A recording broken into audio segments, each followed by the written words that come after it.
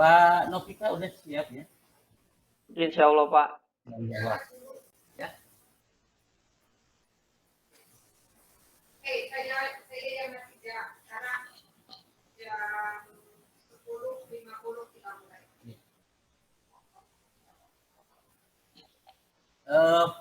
Pak Novika, saya sudah buka-buka sepintas RPP yang sudah Bapak siapkan.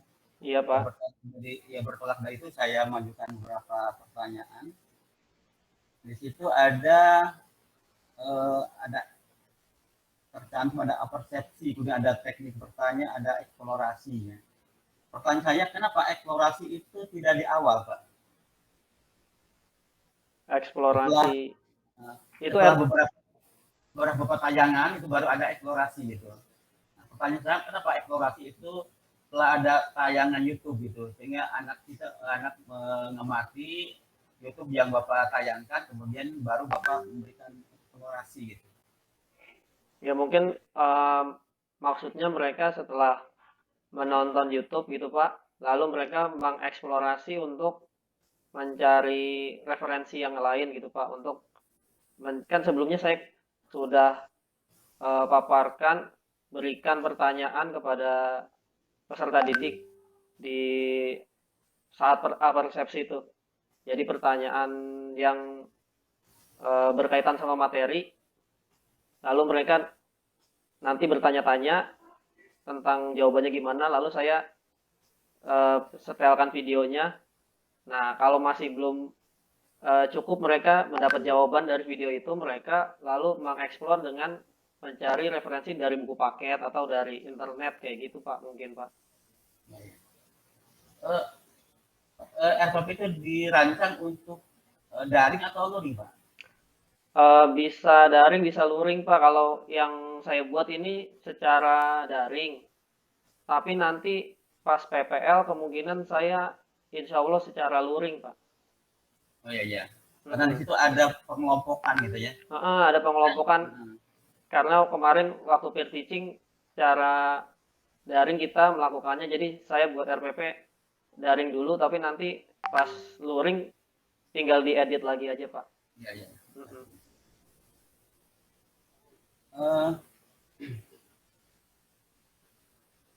Ini sudah disiapkan untuk pembelajaran abad 21 ya, Pak?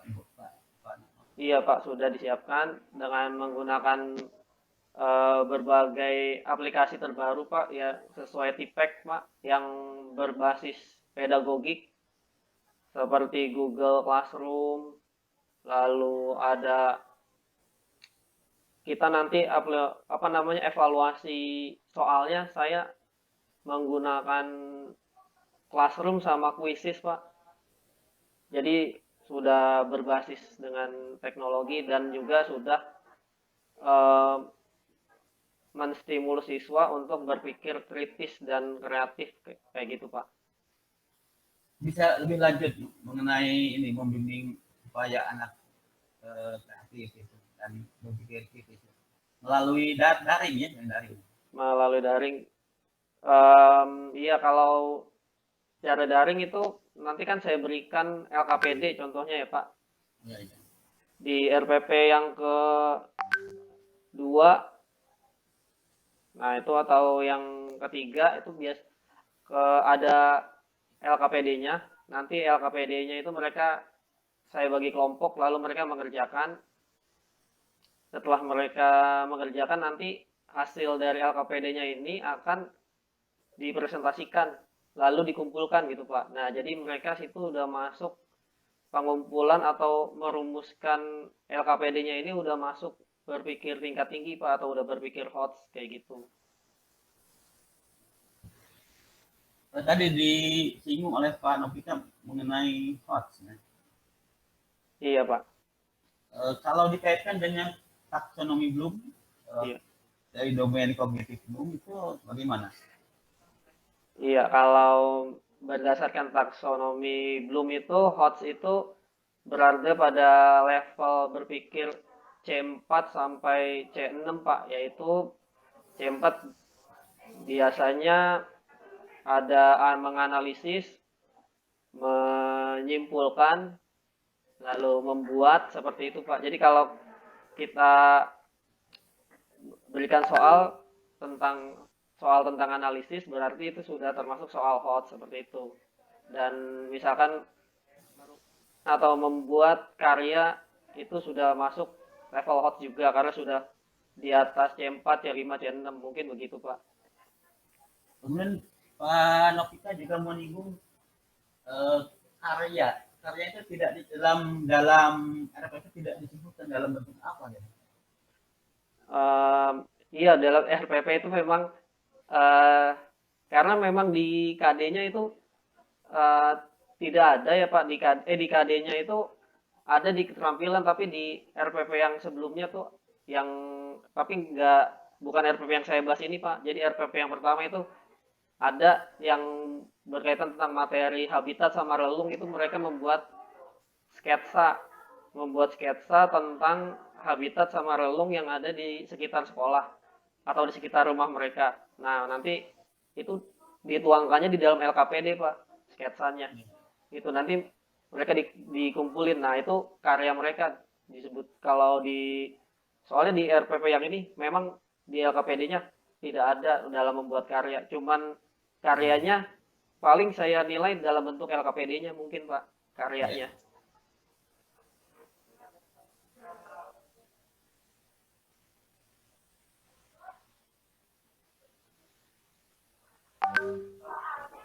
Eh, saya mohon ini penjelasan mengenai komunikasi ya. Dalam komunikasi itu keterampilan apa yang dimiliki? Mengkomunikasi maksudnya gimana, Pak? Kan di sini ada menyajikan hasil diskusi, diharapkan mempunyai kemampuan berkomunikasi.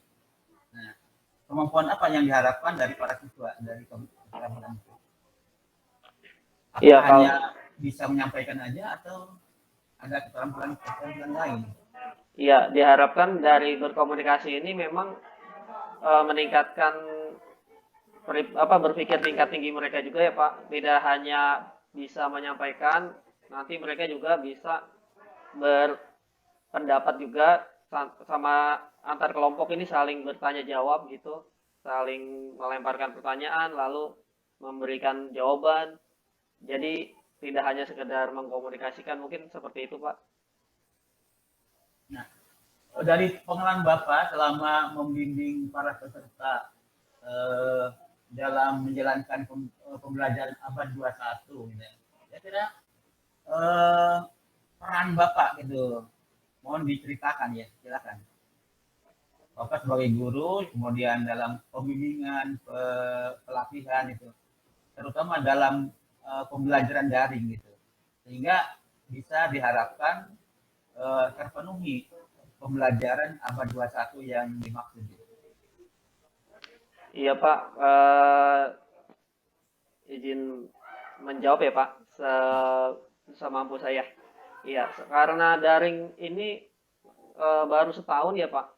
Ya, ya. Jadi memang aplikasinya memang menurut saya memang sangat abad 21, pembelajarannya sangat abad 21 karena melibatkan banyak aplikasi-aplikasi yang sangat banyak yang sebelumnya itu saat kita tatap muka atau luring itu tidak pernah digunakan gitu. Paling kita pas tatap muka paling hanya menggunakan PowerPoint. Udah paling itu aja PowerPoint. Tapi semenjak kita daring, kita mulai menggunakan aplikasi-aplikasi terupdate terbaru. Kita mengerjakan soal pakai Classroom, pakai Quizzes, pakai belajar pakai live worksheet. Jadi LKPD-nya itu sudah ada secara live gitu di website, terus menonton YouTube. Jadi menurut saya sih memang sangat terlaksana banget sih Pak pembelajaran abad 21 selama daring ini. Mungkin seperti itu Pak. Terakhir Pak Novika. Iya Pak. Di RPP itu KD-nya tertulis menganalisis. Iya Pak. Nah, tapi ada beberapa soalnya tipenya C2. Mohon penjelasannya gimana? Iya Pak. Ada kalau tidak salah itu memang untuk saya bikin soal 10, 5 PG, 5-nya saya sebelumnya memang hanya PG saja. Ini setelah saya edit, saya tambahkan soal esai supaya lebih bervariasi. Dari 5 soal PG itu saya memang buat 3 soal itu C2, tapi 2 soal yang lain itu sudah C4, Pak. Soalnya kalau misalkan semuanya C4, takutnya siswa kesulitan gitu Pak. Jadi saya dari yang mudah terlebih dahulu, baru ke level berpikir yang tinggi seperti itu mungkin Pak. Yang esai juga sama Pak. Ya saya kira untuk dari pertanyaan dari saya cukup, dia disambung dengan Bu Nur. Ya makasih Pak Toto Ya, atas pertanyaannya. Ya, ya. Oke, Pak Novika. Ya benar. Ini gimana cara mengajarnya? Saya pengen sedikit secuplik Pak Novika menjelaskan tentang global warming. Global warming. Ini ngomong kayak biasa aja gitu Ibu? Aduh.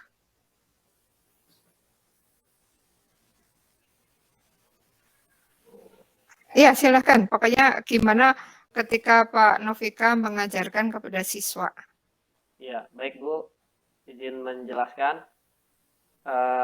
Jadi di awal seperti biasa nanti saya mengabsen, lalu berdoa, menyanyikan lagu Indonesia Raya di pendahuluan, lalu saya akan melakukan apersepsi dengan memberikan pertanyaan terkait misalkan kalian langsung ke inti aja. Oh, langsung ke inti. Nah, nanti di inti mereka akan saya berikan video Bu, video dari YouTube tentang global warming, lalu mereka saya bagi kelompok dan mereka saya berikan LKPD. Di situ tentang LKPD-nya berkaitan tentang global warming, lalu mereka mengisi setelah mereka mengisi berdiskusi sama teman-temannya, lalu mereka presentasi Bu dari LKPD-nya, lalu mereka saling tanya jawab dengan teman sekelompoknya, dan itu baru saya membimbing mereka kalau misalkan ada pertanyaan yang kurang tepat, membantu menguatkan. Lalu setelah itu mereka menyimpulkan, merefleksi. Sebelum itu saya kasih kuis dulu Bu. Setelah mereka melakukan presentasi dan tanya jawab, mereka melakukan kuis. Nanti kuisnya lewat Quizzes ada di aplikasinya. Setelah itu mereka refleksi dan mereka saya berikan tugas untuk pertemuan berikutnya. Mungkin seperti itu Bu. Oke, sekarang saya ke kontennya. Global warming itu apa sih? Global warming itu menurut teori peningkatan rata-rata suhu di permukaan bumi Bu. Itu secara teori pengertiannya seperti itu.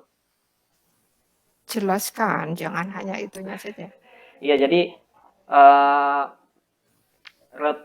suhu di lingkungan kan normalnya itu 20 sampai 25 derajat Celcius ya Bu.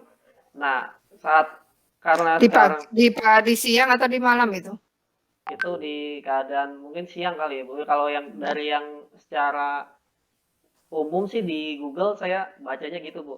Antara 20 sampai 25 derajat secara normalnya. Nah, setelah di daerah mana itu? Di daerah mungkin nggak disebutkan sih Bu, mungkin secara umum gitu Bu. ada daerah tropis, ada subtropis, ada daerah kutub, itu tentu saja beda-beda dong. Iya, mungkin sudah di Indonesia itu apa tuh namanya tropis basah, beda lagi dengan tropis kering. Tropis kering kalau kita pakai jaket banyak itu jadi hangat, baik. Tapi ketika kita siang-siang pakai Indonesia itu keringat kemana-mana, beda karena kita tropis basah. Nah, jadi sebagai guru harus sekarang kita di mana kita harus gitu. Oke, silakan. Iya, Bu. Iya, kalau mungkin kalau di Indonesia sekitar 30 derajatan mungkin ya Bu. Nah, karena terjadi global warming, maka menurut para ilmuwan itu terjadi peningkatan suhu sekitar 1 sampai 1,5 derajat Celcius Bu setiap tahun. Jadi Berapa di Indonesia tadi? Saya lagi tergelitik. Indonesia berapa? sekitar 30 derajat ya Bu. Panas satu segitu mah. Oh masih Terlalu panas. iya. Saya belum ini apa namanya? Soalnya tadi sebelumnya tuh saya baca referensi di Google disebutkan Heeh. itu cuma 20 sampai 25 Bu suhu lingkungan gitu. Tapi saya nggak Di mencari. mana itu? Sebentar, Heeh. di mana? Harus tahu dulu di Iya mana. iya. Nggak saya nggak salahnya nggak mencari detail di daerah mananya gitu Bu. Kayak Ya, gitu. kalau itu di Dieng mungkin iya gitu. Iya. Kalau di daerah di Jakarta mungkin 27. Mm-mm. Kalau Kemudian mengikuti karena panas jadi sekarang redup itu 27 masih bisa. Di iya. situ daerahnya sekarang hujan atau panas? Kalau di tempat saya Bu, Heeh. kalau di tempat saya sih Sekarang panas sekarang Bu, panas atau panas. panas? Iya. Berarti antara 27-28 gitu. 278 ya. Iya. Heeh. Nah, itu berarti kalau terjadi global warming, menurut peneliti itu setiap tahunnya terjadi peningkatan, berarti lebih dari Akibat itu ya, dari Bu. apa sih? Akibat dari apa sih global warming? Global warming itu terjadi karena efek rumah kaca, Bu. Efek rumah kaca itu pemantulan dari sinar matahari oleh permukaan bumi, tapi sinar mataharinya itu tidak bisa sampai keluar atmosfer. Jadi dia berkumpul di permukaan bumi karena adanya penumpukan gas rumah kaca seperti karbon dioksida, karbon monoksida, nitrogen, oksida, sulfur oksida kayak gitu. Jadinya sinar mataharinya terpantul lagi ke dalam permukaan bumi karena gas-gas yang berkumpul tadi di atmosfer menghambat keluarnya sinar matahari ke luar atmosfer. Karena menumpuk sinar matahari di permukaan bumi itu menyebabkan global warming, meningkatnya suhu gitu Bu. Akibat dari apa itu? Gas yang terkumpul di permukaan. Itu akibat aktivitas manusia Bu seperti pembakaran sampah, kendaraan bermotor, asap pabrik, terus penumpukan sampah seperti gas metana juga termasuk kayak kotoran juga, kotoran ternak seperti itu Bu. Terus bagaimana menanggulanginya? Menanggulanginya dengan mengurangi pengeluaran gas rumah kaca Bu, seperti mengurangi pemakaian kendaraan bermotor. Sekarang sudah ada motor listrik, terus mobil listrik, lalu mengurangi penggunaan sampah, misalkan tidak memakai tidak apa 3R Bu, reduce, recycle, reuse. Jadi tidak menggunakan sampah-sampah plastik karena nanti penumpukan sampahnya ini akan menyebabkan keluar gas metana jadi gas rumah kaca juga Bu. Kayak gitu. Mengurangi pembakaran sampah seperti itu Bu. Cuman itu aja. Masih banyak sih Bu, sebenarnya faktor utamanya juga karena pengeluaran gas CFC yang menyebabkan berlubangnya lapisan ozon. Jadi kita juga harus mengurangi pemakaian AC dan kulkas yang mengeluarkan gas CFC. Freon gitu Bu.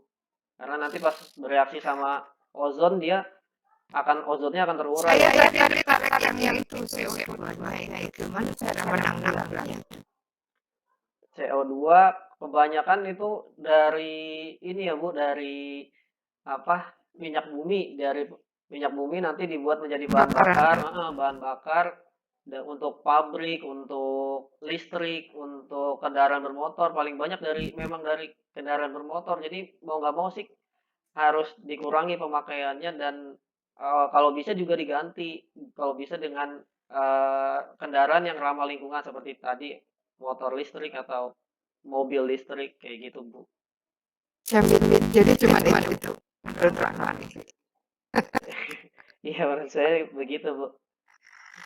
Tidak ada pikirkan untuk penghijauan. Sekarang Pak Nofika perlihatkan kan siswa. Kota-kota kita itu sekarang tidak ramah untuk paru-paru kota. Iya, betul. Jarang sekali ada.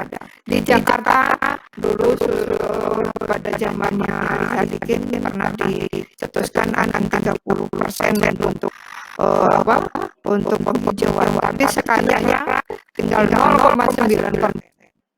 Dan itu akan berkurang terus. Banyak apartemen, banyak mall dan sebagainya. Itu harus dipikirkan mana penyerapan oksigen CO2-nya. Iya, Bu. Nggak ada. Kalau cuma mengurangi kan tetap. Iya, Bu. Tapi harus ada yang mengolahnya. Satu-satunya mengolah adalah siapa? Tanaman ya, Bu, pohon.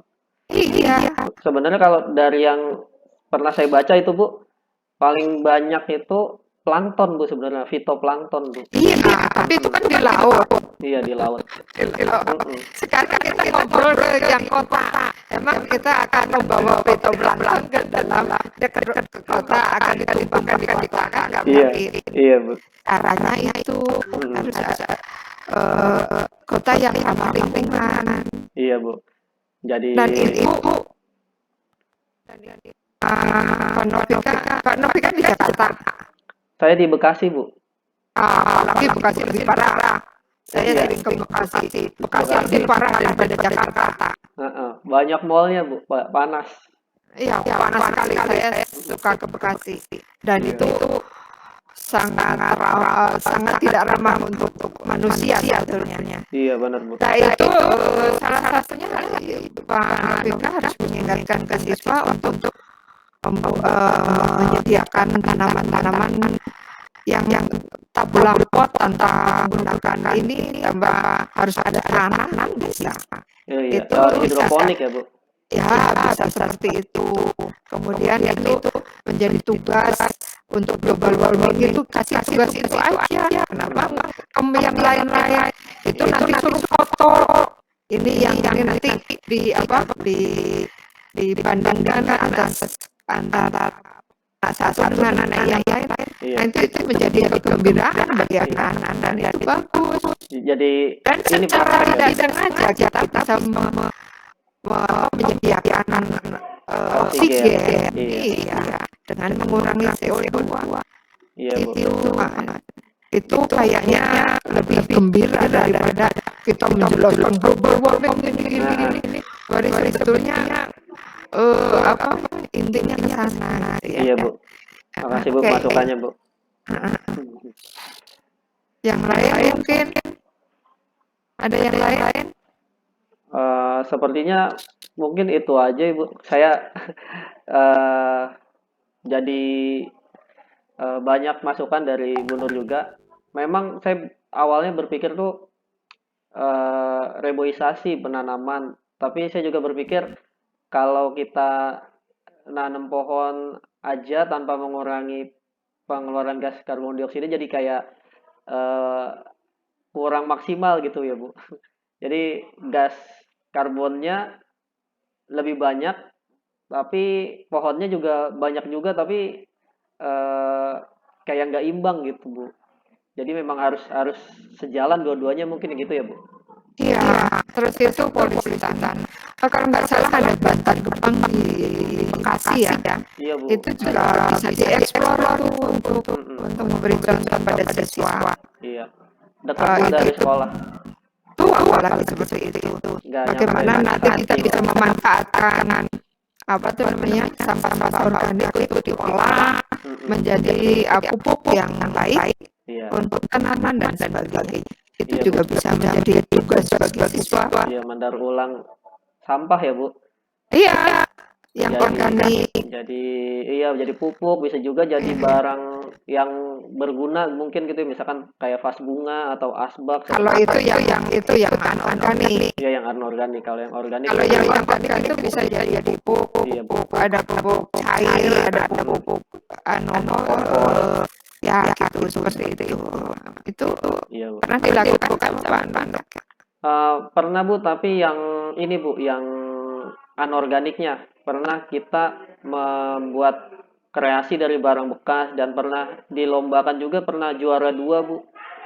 Itu bikin payung tapi rangkanya dari payung bekas, lalu yang penutupnya itu dari plastik gitu Bu.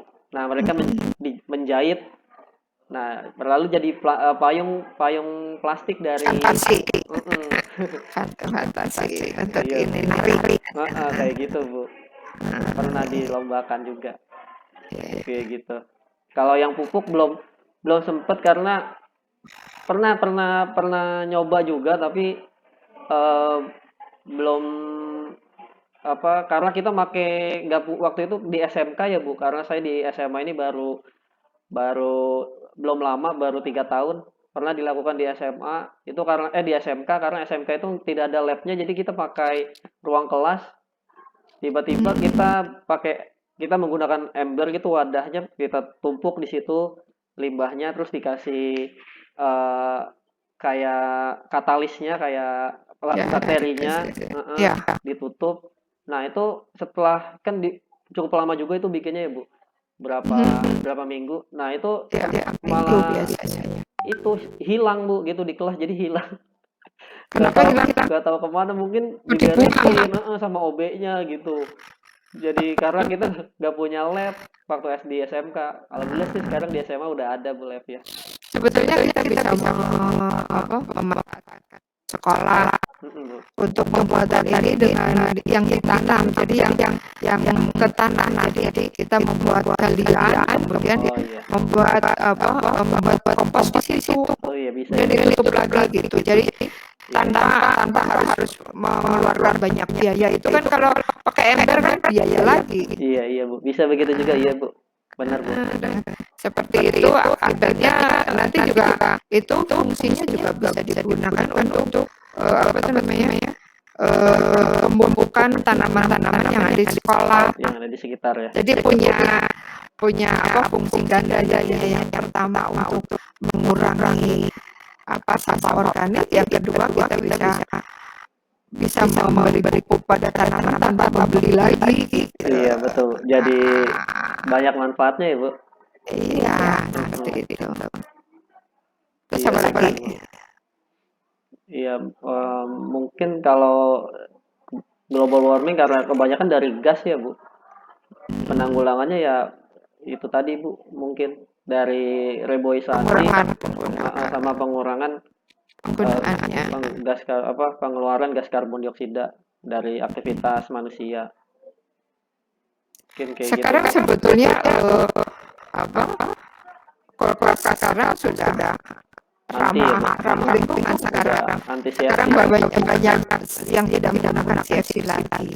Iya Bu. Itu adalah salah satu sumbangan perusahaan untuk mengurangi CFC. Iya Bu. Memang sudah banyak kulkas sama AC yang udah non CFC, memang banyak tulisannya. Tapi saya nggak tahu benar nggak sih Bu. Memang tulisannya memang seperti itu. Tapi mudah-mudahan sih memang benar, jadi harus diteliti mungkin harus diteliti yang ngerti ya Bu, yang kandungannya sebenarnya seperti apa gitu, benar atau tidaknya. Jangan-jangan biar laku aja kayak gitu Bu, mungkin buatnya juga turun. Kalau dulu kan namanya kulkas tinggi ya Bu.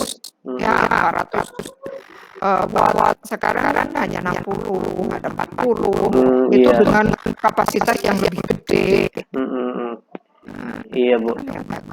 Udah semakin canggih teknologi sekarang memang. Waktu pernah dulu baca juga Bu, di artikel itu ada orang yang membuat alat yang bisa menyerap karbon dioksida itu di udara Bu. Pernah sempat dengar juga, sempat baca juga itu Bu saya. Nah yang seperti itu jangan hanya baca, langsung dicari, dijadikan referensi. Tapi di luar negeri itu Bu, bukan di Indonesia. Tinggal di aplikasi ya Bu. Ini yang bicarakan ini adalah perencanaan pembelajaran dari Pak Novi yang ketiga ya. Iya Bu, yang ketiga. Kalau yang kedua apa Novi? Yang kedua tentang adaptasi Bu, tentang adaptasi. Gimana itu ngajarnya adaptasi? Saya pengen tahu. Adaptasi seperti biasa saya berikan persepsi dengan pertanyaan yang menstimulus rasa penasaran siswa, lalu saya setelkan video lagi tentang adaptasi. Jadi karena daring ya Bu, jadi saya setel video YouTube, lalu mereka menonton, setelah itu mereka sudah ada gambaran bagaimana menjawabnya, dan saya bagi kelompok, saya berikan LKPD. Poin LKPD-nya sudah dikirim sebelumnya. Nah, sudah Bu, di grup kan kita bikin grup siswa tuh kelas 10 1, IPA 1 10 kayak gitu ada Bu grupnya. Oke. Karena ya lalu kalau tatap muka sih LKPD-nya saya kasih langsung udah di print gitu Bu. Jadi setelah mereka berkelompok lalu saya sudah punya LKPD-nya, mereka mengisi berdiskusi sambil mencari referensi kalau masih kurang dari menonton YouTube-nya, karena memang di YouTube kita nggak bisa milih Bu, ada yang sebentar tapi nggak lengkap, ada yang lama tapi lengkap gitu materinya. Jadi kita harus karena waktunya cuma sebentar, jadi waktunya kan cuma 60 menit Bu, kalau daring tuh nggak normalnya 90. Normalnya kan 90. Nah, jadi kita harus pinter-pinter milih yang mana nih videonya. Sedikit tapi lengkap ya. Sedikit lengkap, lebih bagus sih kalau bisa kita bikin video sendiri gitu Bu. Iya. Bikin video sendiri yang sesuai waktunya. Nanti setelah mereka berdiskusi di kelompoknya, setelah itu mereka berpresentasi masing-masing kelompok dan saling tanya jawab dengan kelompoknya. Lalu saya bantu juga menguatkan, membimbing kalau ada pertanyaan yang mereka kurang tepat jawabannya. Setelah itu saya kasih kuis, mereka kerjakan, nggak banyak, paling cuma 5 atau 10 soal Bu. Setelah mereka menyelesaikan kuisnya, mereka melakukan refleksi, memberikan kesimpulan dari pelajaran hari ini. Setelah itu saya berikan tugas untuk pertemuan berikutnya dan penguatan gitu Bu, dari refleksinya mereka. Mungkin begitu Bu. Oke. Saya sekarang kontennya saya tertarik sekali ke adaptasi gitu. Coba saya pengen tahu adaptasi menurut Pak Novika sendiri. Adaptasi kalau menurut saya itu perubahan pada makhluk hidup Bu, terhadap penyesuaian diri. Bukan perubahan. Iya, penyesuaian diri pada makhluk hidup terhadap perubahan lingkungan atau kondisi lingkungannya. Jadi adaptasi terbagi jadi 3, ada morfologi yaitu adaptasi pada fisik, bentuk fisik. Misalkan misalkan itu pada paruh burung, lalu mulut pada serangga. Ada yang kalau burung contohnya nih, contoh paruh burung, misalkan ada burung pemakan ikan, ada burung penghisap madu, ada burung. Ini sebentar, ini untuk kelas berapa nih? Ini materi kelas 10 Bu. Kelas 10. Sistem. Jadi belum mendapatkan ini ya, genetika evolusi ya? Iya, belum Bu. Jadi mereka mungkin malah kebalik aturan, evolusi dulu kali ya Bu. Iya, ini kan adaptasi morfologi itu contohnya burung fins kan betul, Bu. Jadi seharusnya mereka memang evolusi dulu dapat. Itu jadi itu contohnya. Memang kalau di SMA memang ini Bu, materinya suka nggak ngurut gitu. Nggak konsisten. Level berpikirnya malah kebalik, seharusnya dari rendah ke tinggi tapi jadi tinggi ke rendah kayak gitu. Jadi mereka jadi kurang paham. Itu mungkin contohnya itu Bu, kalau yang adaptasi morfologi. Kalau adaptasi yang selanjutnya itu ada adaptasi fisiologi, yaitu penyesuaian diri fungsi organ terhadap perubahan lingkungan. Contohnya orang yang di daerah dataran tinggi itu jumlah eritrositnya lebih banyak dibandingkan orang yang di dataran rendah. Kayak gitu, karena di dataran tinggi jumlah oksigennya sedikit, sedangkan di dataran rendah dia jumlah oksigennya itu banyak. Kayak gitu, Bu. Lalu untuk yang Jadi ketiga, kalau misalnya saya ke dataran tinggi nanti oksigen saya jadi banyak. ke dataran tinggi itu iya karena oksigennya sedikit, jadi di tubuh itu menyesuaikan dengan meningkatkan sel darah merah, Bu. Jadi supaya apa namanya, efisiensinya dia pengirimannya lebih cepat ke sel-sel gitu, Bu. Karena dia jumlahnya sedikit, jadi oksigennya sedikit, maka eritrositnya harus banyak. Kayak gitu. Jadi kalau saya naik gunung gitu, Iya, Bu. itu otomatis sel darah merah saya naik gitu. Iya, kalau secara adaptasi fisiologi, ya seperti itu, Bu. Karena memang apa namanya, oksigennya sedikit, jadi supaya kita tidak kedinginan mungkin ya, Bu, itu eritrositnya diperbanyak untuk meningkatkan jumlah energi yang dihasilkan tubuh, ATP Nggak gitu. secepat itu. Enggak ya, Bu? Iya. Awalnya terengah-engah. Iya kan? Iya. Awalnya terengah-engah, kenapa? Terengah-engah itu jantung disuruh memompa darah secepat mungkin agar proses pergantian oksigen dan CO2 di paru-paru lebih cepat karena yang sedikit di Dataran tinggi. di dataran tinggi. Tapi kemudian adaptasinya ketika orang-orang yang ada di dataran tinggi itu dengan banyaknya oksigen. Contohnya itu yang Peru. Peru itu dia orang Peru itu ada yang hidup di dataran tinggi kurang lebih 6.000 meter dari atas permukaan laut. Iya. Itu jumlah eritrositnya hampir dua kali lipat daripada orang yang ada di dataran rendah. Iya. Kita kan rata-rata kita punya 4 juta ya. Oh iya, 4,5 sampai 5. Iya. Nah, orang Peru itu bisa sampai 7 sampai 8 juta. Wow. Jumlah eritrosit. Coba cari di ini. Iya. Saya ini soalnya juga saya pengajar di sini. Iya, Bu. Agak concern juga di sini ya. Iya, Bu. Jadi itu coba itu jelaskan. Jadi itu akan sangat menarik ke siswa ya. Iya, Bu. Untuk contoh-contoh yang ini yang lebih contoh yang lebih jelas gitu ya. Lebih bisa diterapkan gitu ya, Bu, dalam kehidupan sehari-hari. Karena kalau cuma disebutkan kalau di puncak itu karena eritrositnya banyak karena oksigennya sedikit kan nggak jelas. Tapi kalau diberikan orangnya, apalagi ada gambar orangnya ini memiliki eritrosit 7 juta atau 7,8 juta kalau saya lupa lagi. Iya. Pokoknya dia lebih 2 kali lipat daripada hampir 2 kali lipat dari orang normal ya. yang ada di dataran rendah. Oke.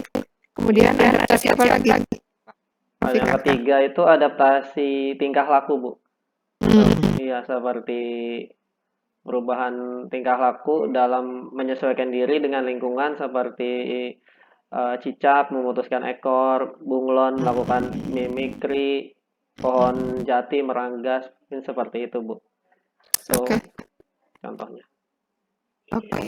Jadi kita harus lebih aplikatif ya, Bu, lebih ke. Iya, kalau langsung dikontokkan itu akan lebih jelas daripada cuma di awal-awal gitu istilahnya. Iya, Bu, makasih masukannya, Bu. Jadi tambahan buat nanti diterapin di sekolah, Bu. Makasih. Insya Allah Pak Bikama guru hebat. Amin, makasih juga karena Ibu dan Bu Nur, Pak Toto juga dosennya hebat-hebat semua. Jadi saya jadi tambah banyak masukan saya Bu, bener Bu. Alhamdulillah. Iya, alhamdulillah. Oke. Nah, sudah 11.29. Silakan Pak Toto. Saya kembalikan ke Pak Toto. Iya.